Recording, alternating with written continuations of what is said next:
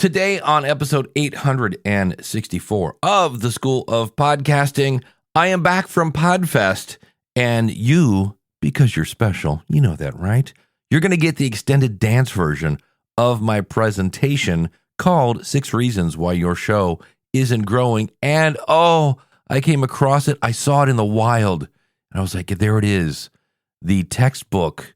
I mean, just perfect, just like, just the most perfect way, the perfect example of someone who got their guests to share their episode, and I'm going to share it with you. Hit it, ladies. The School of Podcasting with Dave Jackson. Podcasting since 2005. I am your award-winning Hall of Fame podcast coach, Dave Jackson, thanking you so much for tuning in. If you're new to the show, hello, my new friends from Podfest that raised their hand. I'll tell you more about that.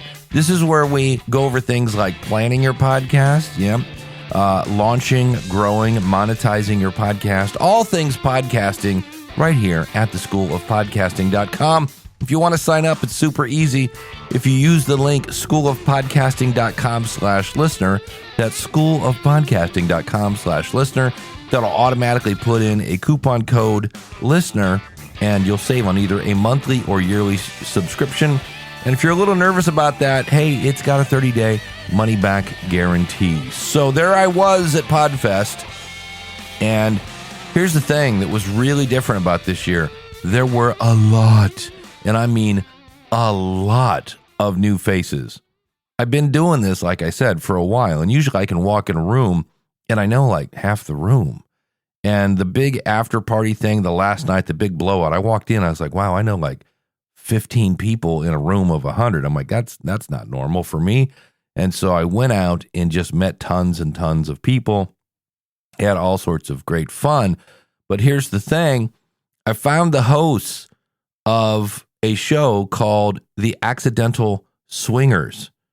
And we're not talking about, what was the guy's name? Count Basie here. And I was like, oh, that's an interesting show. And we were talking about interviews and such. And I got, shall we say, an education, because that is not a topic I don't know anything about it. And I was like, oh, well, that's different. And so what was interesting, he was talking about interviews and such.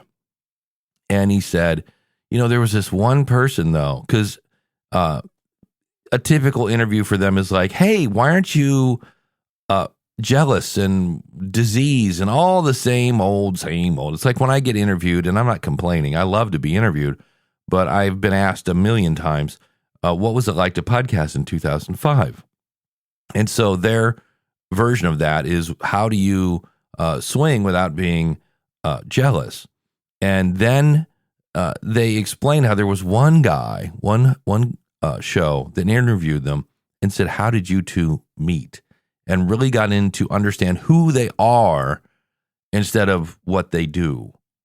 So it was a completely different style of interview. And so consequently, when I was said, wow, your show sounds interesting, because that is just an area. If you're new to the show, I try not to judge people. You be you. Look, I really just be you. And he said, oh, let me give you an interview. This is the best interview of us talking about our show. And why did he share that one? Because it was different than every other interview. So if you want your guests to share the show, right? You want them to share the episode that you had them on. You've got to do something different than every other person that goes, hey, why aren't you guys jealous? And instead said, hey, let's figure out, how did you guys meet? It is the accidental swinger. So let's get into the accidental part. Let's find out what they were like before they were swingers. And I was like, when he told me that, I said, congratulations, you just made it onto the School of Podcasting, because that is a textbook example of, if you want somebody to share your interview, you got to do something a little different that doesn't cover the same ground that they've covered 50 million times, because the goal is for them to share it with their audience. Well, their audience has already heard the other questions 8 million times. They're not going to share that. So that is the secret. And I saw it happen right there before my eyes as they said, this one person did a completely different interview. And how can I share this with you? And I was like, oh, he's doing exactly what I'm talking about, which is very cool. So that was one. There's some really cool technology. Probably the one that really I was like, ooh, I want to play with that is called Cinemaker. And this is a tool. It's for Mac only, but you can record up to 8 different cameras. And he had a bunch of iPhones plugged in. You can actually check this out. You can have your guests. So let's say you're doing a video interview. You have them connect via Zoom. And in Cinemaker, you can then go over, connect Zoom to Cinemaker, and just pull in the video. Nothing else from Zoom. Just give me my guest camera and put it in. So let's say I had myself, co-host, and then you as the interview. So I've got 3 cameras, and I can record all 3, then go back and play it back and say, okay, show the guest. Now show me. Okay, now show the co-host. Now let's go back to the guest. It's super slick. Plus you can say, oh, wait, here, put a lower third. Here, put an image. Put this and that. So you kind of play director. And I was watching it, and I was like, wow, this is really cool. And when I said, how much is this? I expected him to say something that was not $27 a month. I think that's the price. It's super affordable. And I was like, wow, want to play with that when I get home. I would play with it now, but I've been up since 2. Says the Orlando airport takes forever to get through because of Disney World. The other things that were announced in terms of podcast hosting, there was Buzzsprout has launched a subscription tool. So if you think of something like Patreon, etc., that's now built into Buzzsprout. Blueberry added the value for value when we talk about podcasting 2.0. So if you want to receive streaming Bitcoin, that's now built in. I thought that was interesting because Blueberry is a pretty big hosting company. And in my opinion, there is Buzzsprout has added some value for value stuff, RSS.com, but I need to double check, but it really sounded like Todd and the team at Blueberry really has jumped into that value for value thing. And I work for Libsyn. We also announced some things. We announced Libsyn Connect, and right now it's for everybody on Libsyn. That will go away, I believe, in February. We're letting everybody kind of kick the tires on it. Libsyn Connect is now in beta, and this is a tool for doing remote interviews that you can do right inside of Libsyn. And we've tried to kind of break it. We had 19 people in a call. That would be insane, but you get 19 separate tracks for that if you want. And it's audio only because we want to give you the cleanest, the crispest audio. And so that's something new from Libsyn. We also launched Libsyn Studio, which is a way you can connect your microphone to your computer and then record right from within Libsyn. And you can record your podcast in chunks, and we will then stitch all the chunks together and level it out. So a lot of new technology coming out and being announced at Podfest. I've got some more brochures and things that I want to look through, but those are the ones off the top of my head that I was like, ooh, I really want to check those out. So my presentation was called 6 Reasons Your Show Isn't Growing, and it was somewhat based on an episode I did a little bit back, but like I said, you're getting the extended dance version. So the first reason why your show isn't growing, and look, I totally get this. When you first start out, you're flattening a learning curve, as I like to say, and you're learning how to position your mic and proper mic technique, and you did all this research, and now you're trying to get the little lights to blink, and it just takes forever to make that first episode. And when you finally get an MP3, you're like that baboon in this is fun. It's the buffering part. Can you hear my brain buffering? I want to say the line. There it is, the Lion King. Yes, everything's on about a 5-second delay right now. And that little baboon holding up little Simba. Well, you're there going, look, I have an MP3 file. Oh! And you give it to the world. And I go, if you think about it, though, really what that is, if you were a writer, that would be a rough draft. If you're an actor, that would be a dress rehearsal. If you're a athlete, that's preseason maybe. And I'm a musician. We spend a lot of time in the basement before we do anything in public. and director Ron Howard, who's got about, 4 million awards for his movies like Cocoon and Splash and Parenthood and Backdraft and A Beautiful Mind and Cinderella Man and The Da Vinci Code. I mean, it goes on and on. Little Opie Cunningham did good. And I think it's really important, he says, to understand how a movie is communicating with an audience. And that's what entertainment is, right? Communicating with an audience.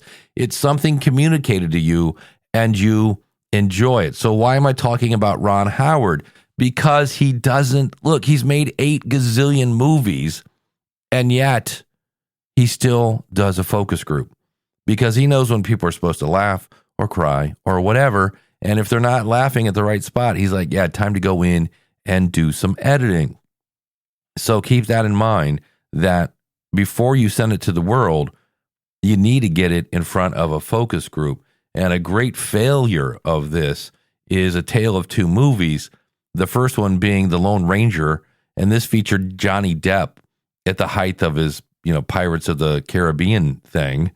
And the budget for that movie was about, 400 million, something like that. And meanwhile, if we compare that to The Sixth Sense, if you've never seen that movie, is it so good?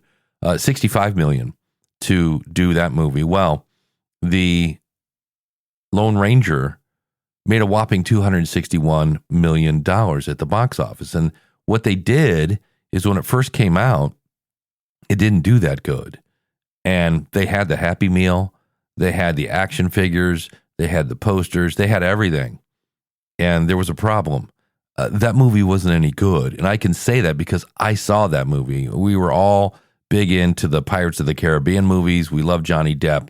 And that movie was just a stinker. It was awful. And Disney said the film would lose between 160 to 190 million. Can we just stop a second to think about losing $190 million? Because they just kept thinking, you know what the problem is? People don't know this movie exists, so they just buy more commercials and whatever it was to promote it. And that wasn't the problem. The problem was nobody coming out of the theater was calling their friends and saying, hey, you need to go see this movie. It's awesome. And I can tell you true, it was not awesome. And I did not tell my friends. And if I did, I said, don't go to this movie. It's a waste of your money. Meanwhile, the 65 million that The Sixth Sense budget was, 5 weeks in a row, they did 20 million, ended up grossing 294 million. And what did you do when you came out of that movie? Well, you told your friends, you got to go see this movie with me because I want to see it again. So if your audience isn't ready to tell a friend when they get done listening, and look, that's not easy, but it's a goal that we can try to achieve. But again, you got to get some feedback. Steve Martin has a master class, and he was talking about how a lot of his students say, hey, where do I get my headshots, or where do I get an agent? And I hear this a lot. People start off their episode 3.5 and they're like, how do I get a network? How do I get a sponsor? And realize networks don't make small shows big. They make big shows bigger. That's an Eric Newsom quote, and I totally agree with that. And so Steve says, really, shouldn't the first question be, how do I be good? That's really where we want to start. So what makes a good podcast? And you're going to hear me talk about these in a future episode. I'm going to do a deep dive into this. But in my opinion, the ingredients of a good podcast, because I did a quick study of myself and I kind of wrote down everything I listened to, everything I watched, everything I read, and then said, why did I read that? Why did I listen to it? Why did I watch it? And the answer was, it made me laugh, cry, think, groan, educate, or entertain. That's every time it came down to those. Now, there are other things that make great content, like when you're vulnerable and when it's information you can't get anyplace else. But those are kind of the backbones. And when you can do more than one of those. So for instance, I watch John Oliver on HBO. He does Last Week Tonight. It makes me laugh because he's a comedian, but it also makes me think, often makes me groan as I'm laughing. So when you can do more than one, you are headed in the right direction. Well, what do we call something that doesn't make you laugh, cry, think, groan, educate, or entertain? We have a name for it. It's called boring. Yeah, it's called boring. And sometimes when we ask for some sort of validation or, hey, can you listen to this and let me know what we think? Really, in many cases, we really don't want feedback. We're just asking people to agree that what we've done is great. And again, this is your rough draft. When I wrote my book, Profit from Your Podcast, they edited that thing probably 6 times. And I just kept thinking, wait, didn't you find all the, And every time they'd come back, like, hey, because they were fact checking, there all sorts of stuff with that. And so it's usually not the very first thing that you put out. And if you're doing interviews, this is something I didn't talk about, but if you're doing interviews, make sure the very first interview you do, either on the receiving end, maybe you're being interviewed, or if you're the host and you're conducting an interview, do one with somebody. It doesn't matter. It could be your cat. Have your cat interview you. They'd just be like, shmeow. And you're like, oh, I was born in Akron, Ohio. Shmeow. Well, whatever. But you have to experience what it's like, because there's a lot going on if you're doing interviews. The other one is another reason why your show isn't growing is you're taking way too long to get to the content. Now, I just listened to a show that took a while to get to the content, and here's the difference. They were funny. They were kind of doing almost like little teasers about the main topic, and the people, it was called We're Not Wrong. And one of the hosts is Jen Briney, who does Congressional Dish, and their kind of opening chit-chat was teasing the actual topic, and they did it in a way that was entertaining. It made me laugh. And it also was stuff I couldn't get in other places. So I did listen to an episode last week, and it was a show that I wanted to listen to. It was about coaching, and I'm a coach, and it was like how to be a better coach and stand out. And to make a long story somewhat short, they made me wait 9 minutes and 15 seconds. And I'm here to tell you that was a while. Now, you again ask yourself, well, what did I have to sit through in those 9 minutes as I was waiting for the host to get to this whole thing about how to get more clients? Was, well, that the person, their child was napping. The dog needed to go potty. They needed to water the plants. I think that was in there. And they spent a lot of time talking about their new coaching program and how it was absolutely going to get you more clients. They had the new 3 easy payment system, which I always love, the 3 easy payments. That was wrapped up in just how great it was. And I remember thinking, I don't know you. Why are you selling so hard? Look, I told you about my coupon code at the beginning of the show, schoolofpodcasting.com/listener, but I hit it and quit it. Like, let's go. We're done. I'll pitch you later after I give you some value. So I'm not saying you can't do chit chat. I'm just saying most newscasts don't start off and say, our top story tonight will be in 9 minutes and 15 seconds. In the meantime, look at this squirrel water skiing. Look at that little rascal. No, you get to the meat and potatoes. Some of the feedback I got from the survey I did of my listeners, they said, hey, this cold open thing is kind of cool, but there are times you're getting a little long in the tooth there, Dave. And I was like, okay. They also said things like, I often start off with like it because of my podcast story. And I had some people say, I love those stories, but that's not what I tuned in for. And I was like, all right. So I'm chewing on the feedback that I receive, but most people say, get to the point and get to it now. Now, the other thing you want to do is you want people to find you. And this is where you're doing things. And these are things I've seen as a support person at Libsyn. And that is where you put all your words together. So if your show was Dave Jackson Power Hour, which is not a real show, by the way, I'm just bringing that up, but it would be, think of all those words, Dave Jackson Power Hour, and they would be all one word. And sometimes they get cute and they'll substitute an S with a Z, and they'll take something that is normally T-O and they'll spell it with the number 2. So it's all one word with some Z's and maybe a letter thrown in there. And I'm here to tell you, now step back a second, what would your audience type in to find Dave Jackson Power Hour? My guess is they would type in Dave space Jackson space Power space Hour. And so they're not going to find you if you get all cute with your spelling and get all crazy. They need to be in a way that your audience is looking for it. I actually saw somebody that named their podcast a hashtag, hashtag whatever, try and spell this was the name of their show. I'm making this up. But the listener would probably go to Apple or Google or whatever, and they would type in try space and space spell space this. So don't get cute. And sometimes people go, oh, well, they'll understand the name once they find me. Well, they're not going to find you because your name is something they're not looking for. And so that whole like, oh, they'll get it eventually. Well, no, they're not, because they're not going to find you with the way your name is. We've talked before in a previous episode about DCBN. And you're like, okay, maybe it's something about Washington, D.C., bicycle newbies. No, it's don't cook bacon naked.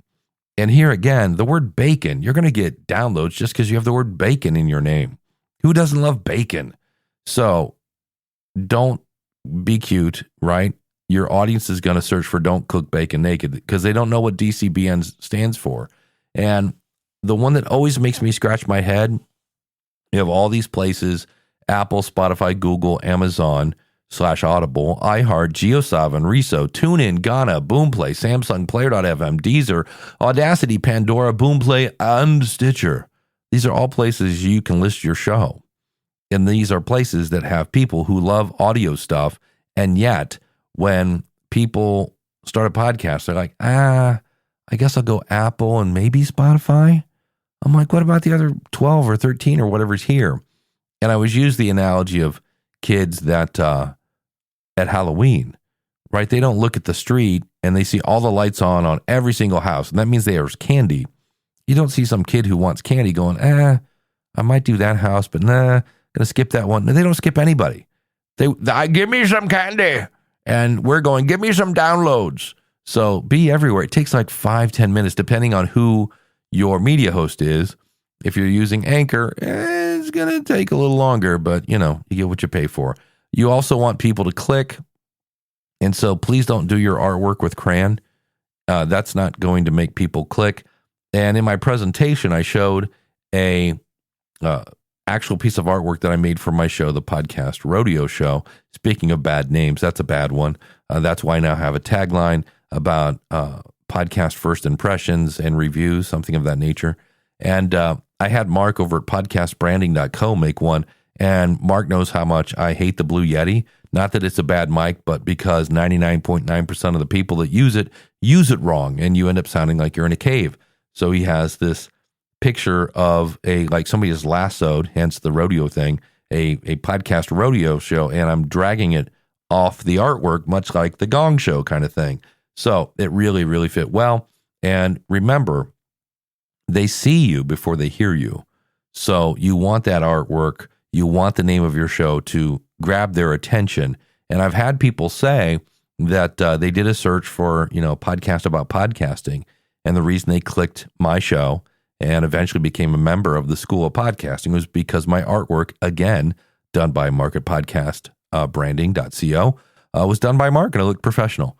So I know sometimes we're kind of in a hurry. We're not a graphics person, but you can use things like Canva, and that's what I did. So my artwork wasn't horrible, but you might consider someone who is an actual graphic artist because they always look better than anything I made. So we want people to click, and this is where I cannot tell you how important your episode title is. And I see people do things like episode 16, Dave Jackson. And as much as I would like to be a household name, I am not.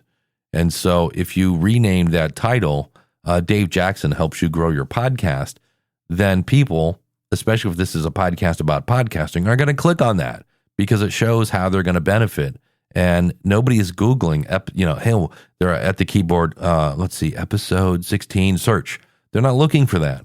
And so, again, you want to think what's going to get people to click. Episode 16, Dave Jackson, or Dave Jackson helps you grow your podcast. And then the other thing to keep in mind, I see people that will put the name of the show. So now it's something like, Dave Jackson Power Hour, episode 24, Eric K. Johnson. Okay, that doesn't make anybody click, and you think you need to put the name of your show. But if you look at your app that you're using right now to listen to this show, go in, and anywhere you can see the episode title, you can see the name of the show. So there's no reason to repeat that. And again, the title of your episode is so important. And we'll come back to the title because somebody asked me a question about that here in a second. You want people to follow. And when I was 16, I was a grocery bagger. I worked in a grocery store. And if somebody came in and said, "Excuse me, Sonny, where are the green beans at?" I would say, I wouldn't say, right? I wouldn't look at them. I'm on my knees, putting things on a shelf or whatever. I wouldn't go, "Oh, green beans, they're over in aisle 3 where all the fine vegetables are," which is what I hear people say. Find my podcast wherever fine podcasts are served. I'm like, why are you making people find your stuff? Because I knew as a grocery bagger, and I went over. I got off my knees, came over like, "Hey, it's over here. Let me show you where aisle 3 is." And I'm like, "Did you want Del Monte? Do you want French cut? No salt? What do you want?" And I would actually put the cans of beans in their cart, because if the cans were in the cart, that meant that cart was going to feed my paycheck. And so you want to eliminate all the hurdles. You want to make it super easy for them to follow and or subscribe, depending on whatever app they're in. And so I use My Podcast Reviews has a cool tool. If you go to schoolofpodcasting.com/follow, that has a system there. It will put up the subscribe buttons. I also use social subscribe and follow, which is both of those are from Daniel J. Lewis. If you go to schoolofpodcasting.com/subscribe, you'll see buttons there. So when you tell people to go to your website, so in my case, schoolofpodcasting.com/subscribe, I'm reinforcing my brand, schoolofpodcasting.com, right? And then if they share that with their friends, when they say, "Oh, you got to listen to this show because, you did a focus group and you're making really good stuff," when you share that with other people and more people link to your website, that can boost your SEO. And speaking of your website, you want to treat every episode like a blog post. Then I see most media hosts have the ability to kind of create a set it and forget it, like multiple episodes. That doesn't do a thing for you in terms of SEO. And you've already written a description for your episode. Just copy and paste it into your website. And then you can go back to your media host and copy and paste the code for the player. It takes all of maybe 20 seconds. And then all those words on your website will help attract Google. And remember, Google doesn't just want words, because everybody's like, "Ooh, I'm going to do a transcript." It wants good words that bring value to the reader. So don't go crazy with some sort of transcript tool. But you can have those website links there that reinforce your brand. And if somebody listens to your podcast on their website, Google is going to go, that's odd. Every time I send somebody to Dave's website, they're there for like 17 minutes. That must be really good. So that's going to maybe potentially boost your SEO. And then the other thing we want is we want people to share your show. And so many people are like, "It's not fair. It's not fair." Right? Because these big NPR people have teams of 19. And you do have a team. It's called your audience. And they like you. Now, how do I know your audience likes you? Because if they didn't, they wouldn't be listening. And I know you're like, "But what about that grown thing, Dave?" Well, they're still there. But typically, if people really do not like you, they do not listen. And you can, if you just slowly, concisely, and confidently ask your audience to share the show, share this episode. Let me do one right here. We'll do a little freestyle. You ready? So if I say, "Hey, we are at the 29-minute mark, and we're talking about growing your podcast. Do you know of anybody, another podcaster by chance, who is looking to grow their audience? Could you do me a favor?" Oh man, it would just mean the world to me. It really would. If you could go to your phone, click on that share button and just share it with one person, or if you want to put it on social or whatever, that would just mean the most to me. It's actually going to help me grow my audience, and that's really what I want to do. And the more people that listen, the more feedback I get from my audience, and then we all make the show together. So thanks in advance for sharing the show. So that was not exactly what I would call concisely. Again, freestyle is not really maybe my strong suit, but you get the idea. And then promotion. And I heard 3 episodes about promoting your podcast on social media. And when social media is working, it's a trickle. And you're like, wait, what? Yeah. And think about this. We've heard the expression, preaching to the choir, right? So if I look at the choir and let's pretend I'm Pastor Dave, and I look at the choir and I go, hey guys, want to invite you Sunday. We're doing a service, and it'd be cool if you guys came and sang. They're going to go, Pastor Dave, we're here every Sunday. What are you talking about? We need to quit preaching to the choir. And what I mean by that is most of the people that follow you probably know you have a podcast. And so when you go, hey, episode 16 is available, probably what they do is not click that link. They go to their app of whatever they're using, Apple or Overcast or Cast-O-Matic or one of the new apps from newpodcastapps.com.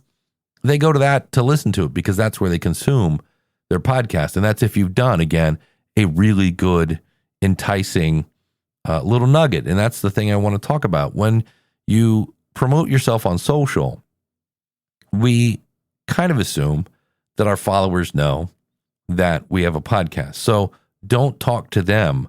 Think of your social, think of your tweet, think of your Instagram, whatever, as marketing material for them to share to the people that follow them. Now, those people, so now we're twice removed.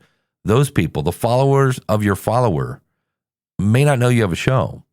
So now it's like, hey, do you like green beans? We talked about them on today's show. Check it out here. Link, right? So that might be something you want to, and I realize, I'm not sure how many people are going to click about a podcast about green beans. Maybe a vegetarian, something like that. But you get the idea. I'm just having fun here. But the idea is you need to get your information in front of people that don't know you. You need to get your information in front of people that don't know you. It's nice to keep your community informed about your episode, but if you want to grow your show, you have to get your content in front of people who don't know you. And I talked at the beginning of the episode about how so many people think if I could just get that, and it's always, guest, if I could just get that piece of gear, it's really the content. And when it comes to big interviews, like I said at the beginning, you got to do a different interview if you want them to share it, and then make it super easy. Don't give them like, hey, here's the link, the show's live. Nope, make it super easy and realize, and look, I know it's kind of disheartening when you come up with, here's a link, here's a pre-written tweet, here's some images to share on Insta, and here's this and that, and then they still don't. Well, it may be that A, you did the same old interview, or B, they're just busy. And one of the things you can try is at the end of the interview, and you're like, hey, Nancy, thank you so much. Boy, that was an amazing interview. Thank you so much. When this is ready and it's been edited, I'm going to make you sound great. Who's the person I send it to? Am I sending it to Susan? Am I sending it to you? And that's just the thing. You're kind of setting the expectation of hey, I do expect you to share this. And so just getting the right person in some cases, because you might send it to them and they have a person, the person that does the social sharing thingy. And so if you get that name, well, then you've eliminated that hurdle. But again, realize that in many cases, they're not going to share it because they're busy or whatever. And don't get mad. Don't get kind of like, that's not good. They did bring value to your show. And the equation for downloads is downloads equals value. And so they brought value multiplied by smart promotion. So I'm going to say that again. Downloads equals value times smart promotion. That's how you get downloads. You can't, if you have a great episode, but you don't promote it, well, it's going to trickle. And if you have no value, but promote the bejesus out of it, well, that's not going to work because everybody's going to go, ooh, that was awful. So that's how I kind of look at it. And sometimes they're just not going to share. Don't let it get you down. They did bring value. Look at the bright side, right? There's always, if you see a shadow, that means there's a light somewhere. So we talked about, you want to start off, it's got to be good content. And look, I know Mom said it was great. I know it, oh, look at you with your microphone and all. You're so professional. Realize Mom is not talking about your content. So, that's where it gets tough. And we've talked about that in previous episodes. I'll put links to that out at schoolofpodcasting.com/864. get honest feedback, make it easy to find. So a good name with good spelling. I'll talk about this in the future, but I'm doing a test right now because you are listening, for the record, to the School of Podcasting. But if you look at your app right now, it says Podcasting School, and I'll explain if that's working or not. We'll talk about that in the future. Of course, you can always follow by going to schoolofpodcasting.com/follow and never miss an episode. Be on all the directories. Make sure on your website you have those links. Don't have people, hey, find me. And that's another one where I'll see people that will do this. They'll put the links, but they'll put them on some sort of link tree. No, and just make a link tree page on your own website. Again, when people link to that, it boosts your SEO. And be sure to put your episodes on your website and get in front of people who don't know you. So what I did at the end of my presentation, and this was invigorating and yet an ever so slight kick to the ego, but it was fine. I was really like, oh, this is why I do this. So at the end, I go, hey, I want honest feedback here. I need to know this. I'm not offended if this answers what I think it's going to be. I said, how many of you have never heard my podcast or have never seen me speak? Let me redo that. It's how many people basically don't know who I am from Adam is what I was looking for. And a large amount of the people put up their hands. And I said, that's how you grow your podcast. You get in front of people, you deliver value. I did get a lot of really positive feedback on this presentation. And in a second, I'm going to go into the extended dance version. You deliver value to people who are looking for that kind of value. And then you make friends. And I did that at night, where I went out and said howdy to people, and that is not my strong suit. I get a little nervous sometimes around people. I'm much better at that than I was, say, 17 years ago.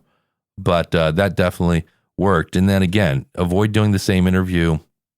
So let's look at some of the questions that we got before I did the presentation. And we will see here if I go into the Whova app.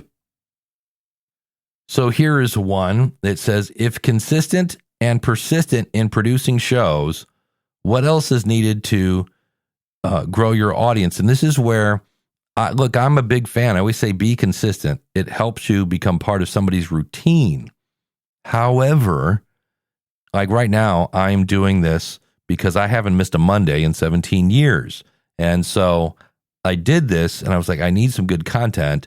And so I said, hey, I just worked on this presentation, and I've kind of hit on some of these in episodes before, but it's nice to have them all organized in one place. I would rather have a great show late than a meh show that's on time.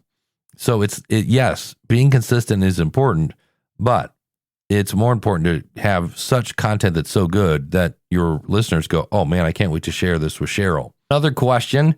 Does having a seasonal podcast make for loyal numbers? Maybe. Realize seasons were somewhat invented, I believe, this is just my opinion, but I think they were invented because of the podcast Serial. Serial and those types of really high budget narrative, these are shows that in some cases take years to create.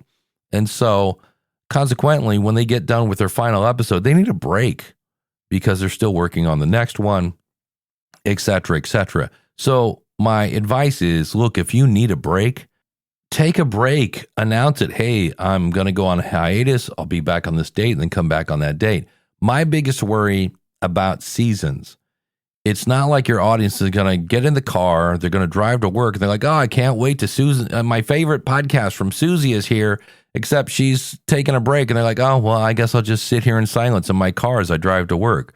You're giving them the opportunity to find somebody else to be in your routine.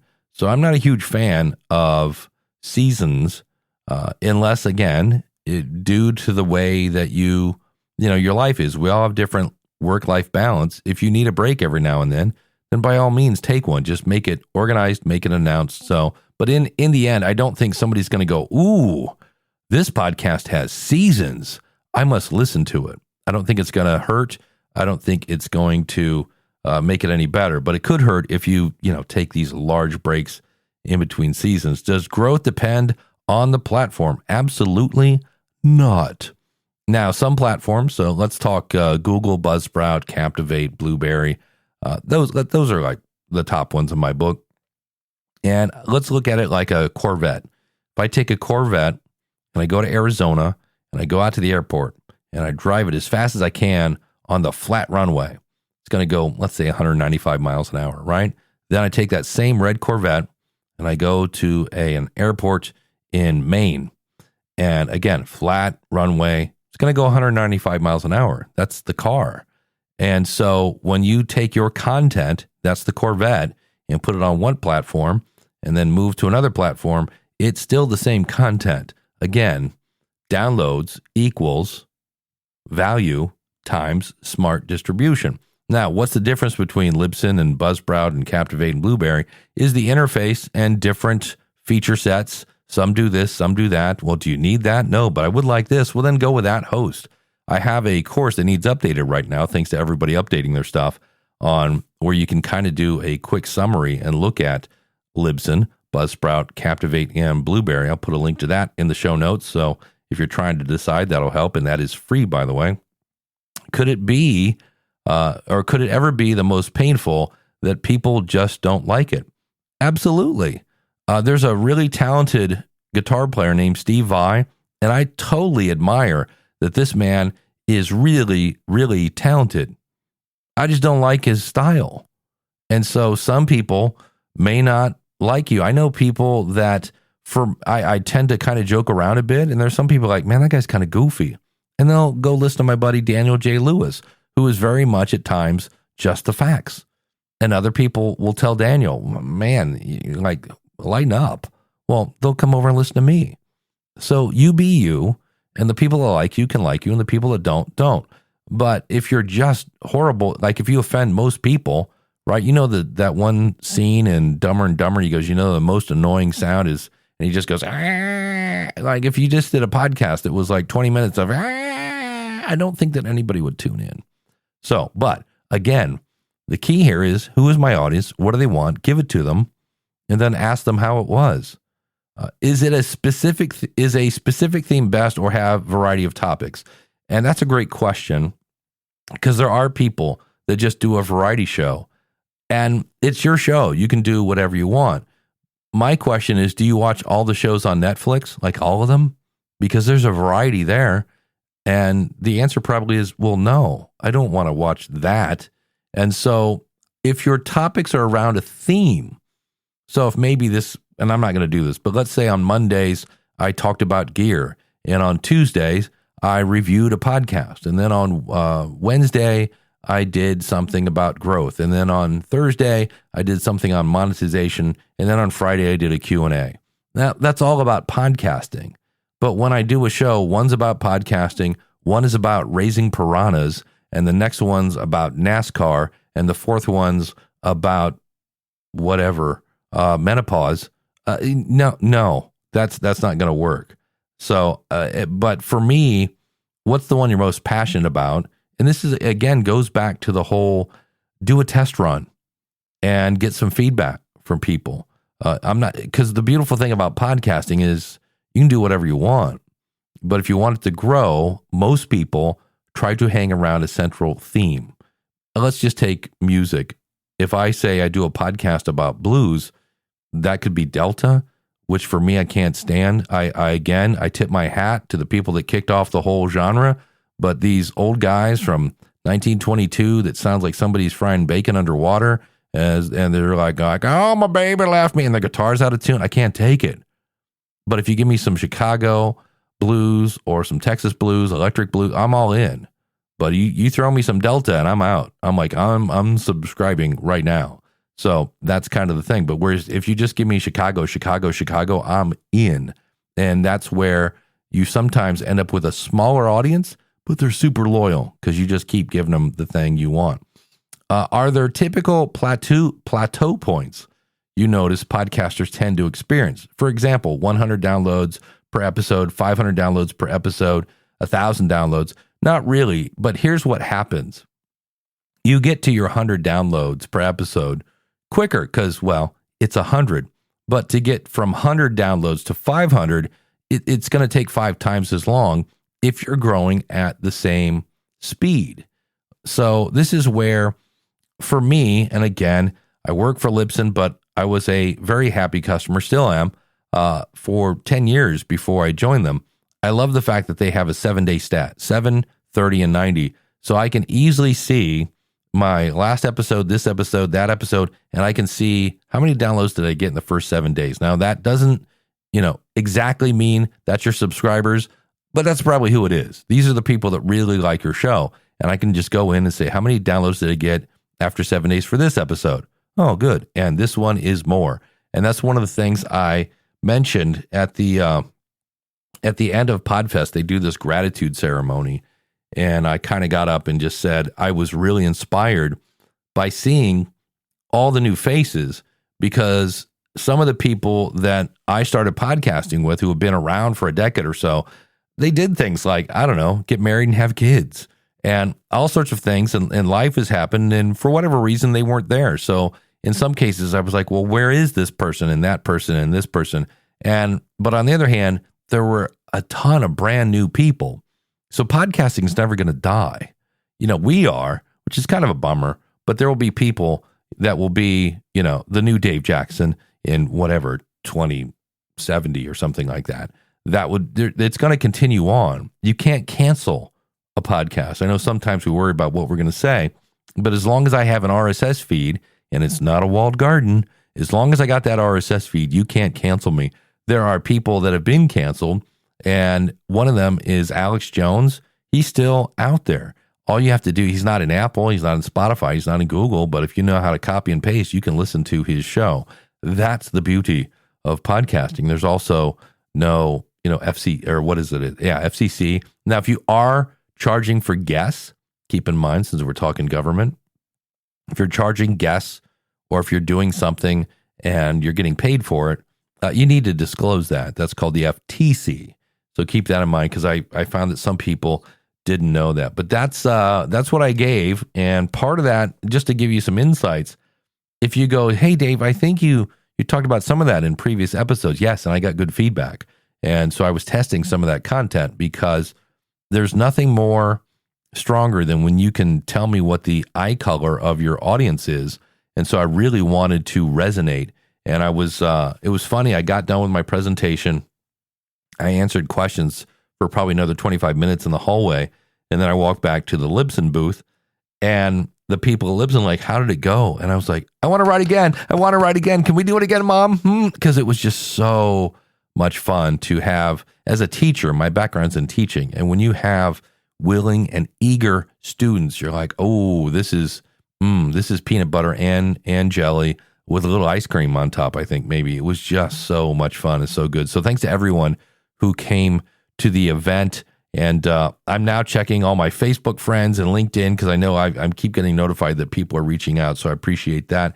And again, if you want to join the School of Podcasting and have unlimited one-on-one consulting, and that's something that I'm finding is a problem because nobody believes me.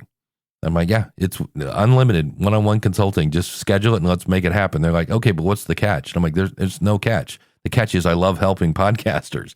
And my favorite way to do it is one-on-one.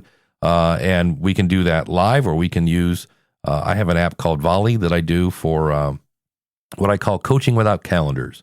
So if you want help with that, schoolofpodcasting.com/listener will save you on either a 30 or 90-day subscription. And let's get together and see what we can do.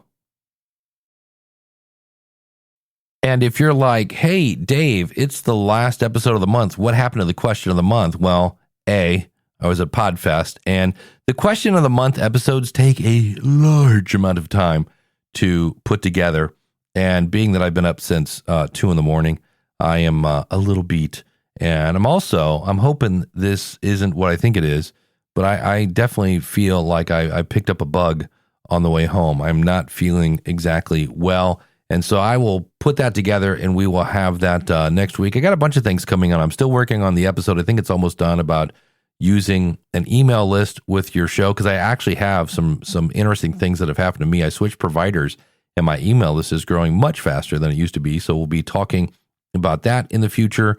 And I mentioned I'll be talking about the whole laugh, cry, think, grown, educate, or entertain. We're going to do a deep dive into that in the future. So you kind of go, oh yeah, that does, yeah, the whole 9 yards. And of course, We're going to talk about whatever you want to talk about, and you can leave me a suggestion by going to schoolofpodcasting.com/contact. So everything you need is out at schoolofpodcasting.com. You can follow the show, you can contact the show, you can look at the back episodes, and of course, you can become a member. It's all there, schoolofpodcasting.com.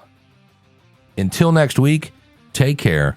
God bless. Class is dismissed. If you like what you hear, then go tell somebody. If you like what you hear, then go tell somebody.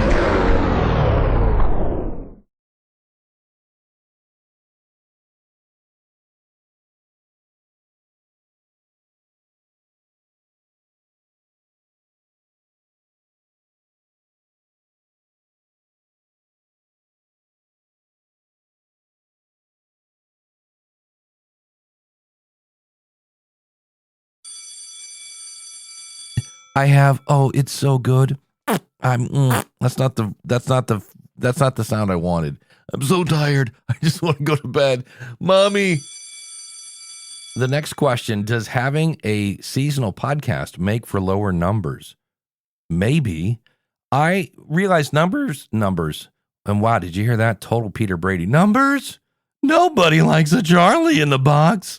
Does having a seasonal podcast make for loyal or lower? Wow, brain is just not working. Let's see if I can reboot. Oh, crap. And Steve Stewart, Glenn the Geek, thank you for dinner. Todd Cochran, I've met a bunch of people there. Misty from Spark Media Conference. I see, this is why you don't name names. You're going to forget someone.